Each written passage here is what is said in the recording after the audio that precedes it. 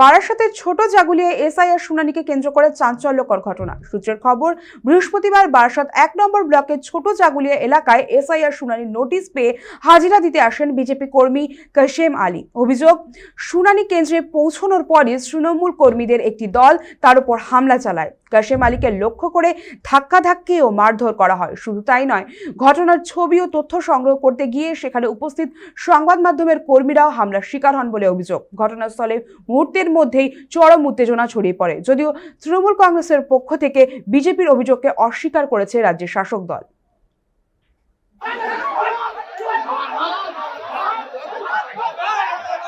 আমি সুস্থভাবে হ্যারিং এ নাই করলাম, ঠিক আছে। কিছু তৃণমূলের গুন্ডা এসে তারা বাধা দান করার চেষ্টা করছে, বলছে বিজেপির দালাল ফালাল কি আছে? আমি তো বিজেপি করি, আমি বুক ফুকে বিজেপি করি 2017 সাল থেকে।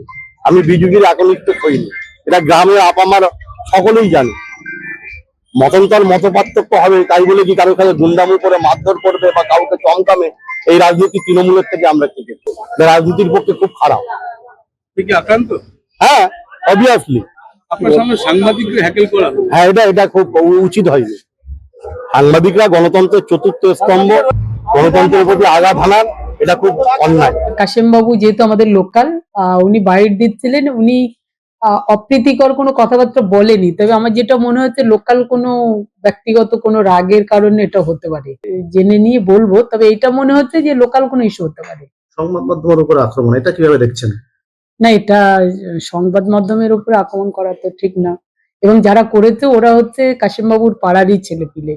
আমি খোঁজ খবর নিয়ে দেখছি বিষয়টা, এটা যেটা মানে করেছে ওরা এটা ঠিক করেনি। জানি না, আমি দেখিনি বিষয়টা। আমি যেটা শুনলাম সেটা আমার মনে হচ্ছে যে যদি কোনো অপ্রীতিকর কথাবার্তা বলতেন তার উপরে আক্রোশ করে কথা ঠেলাঠেলি হচ্ছে, এটা আলাদা প্রশ্ন।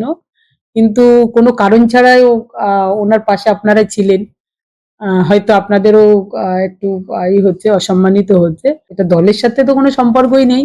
আর ওরা যে তৃণমূলের সক্রিয় কর্মী, আমি অন্তত চিনি না ওদেরকে।